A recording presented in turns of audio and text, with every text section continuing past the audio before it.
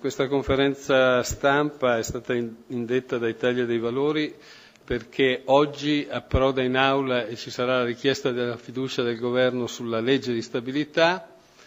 Noi abbiamo contrastato questa legge di stabilità in Commissione Bilancio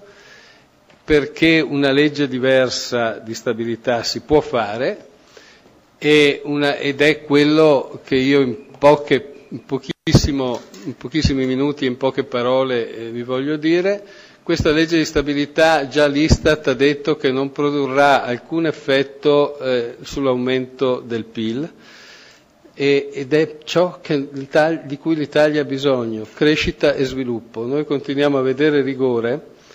non vediamo mai l'equità e non vediamo mai lo sviluppo e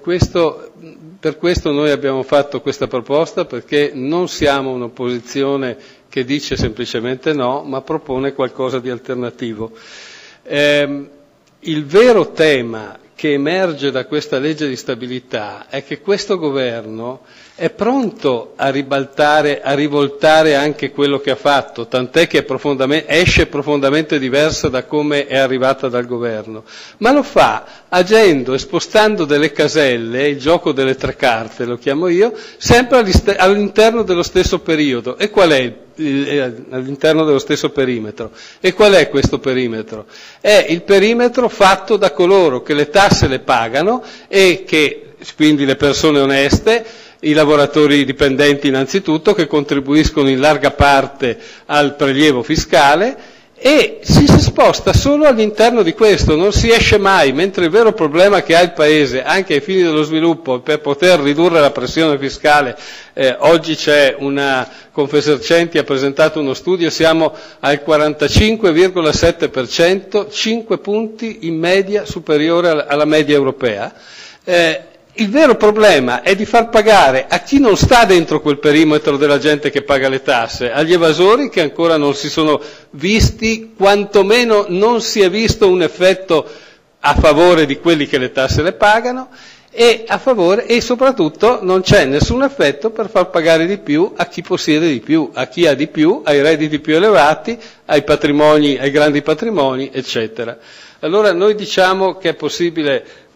e ve la illustro proprio in un minuto e poi chiudo,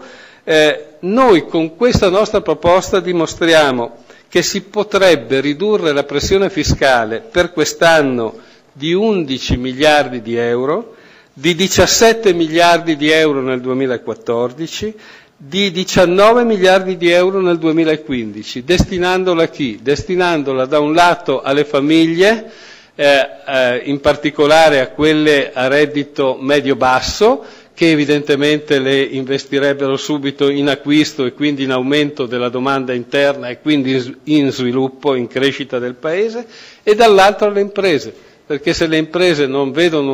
hanno una certezza di riduzione della pressione fiscale, non investiranno mai e non creeranno nuova occupazione. Queste sono le cifre. Qualcuno dice dove andiamo a prenderle, e non è solo questo il nostro intervento. Quella è la riduzione della pressione fiscale, ma prevediamo anche la soluzione globale del problema esodati all'interno della nostra proposta. Proponiamo di riprendere a investire in ricerca, cultura,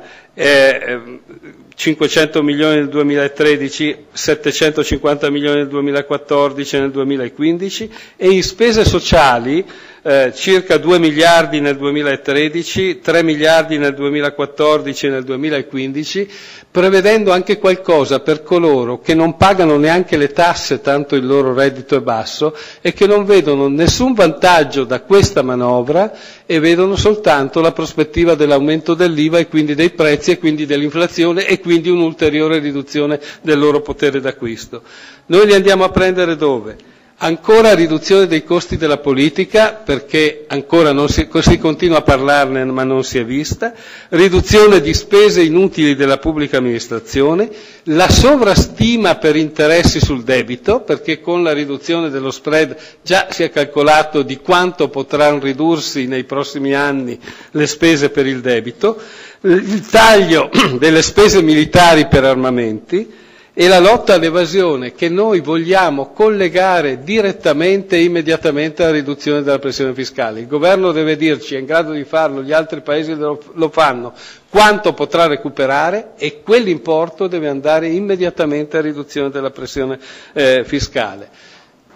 E chiudo proprio con questo, sta per entrare in vigore il nuovo redditometro, che servirà semplicemente come moral suasion per chi deve fare la dichiarazione, per stare attento a non andare fuori. Noi diciamo si controlli con quello gli ultimi 5 anni e qualora si trovino delle differenze intanto si iscrivano immediatamente a ruolo le imposte, e anche questo darebbe un gettito utile di fronte alla situazione che sta vivendo il Paese.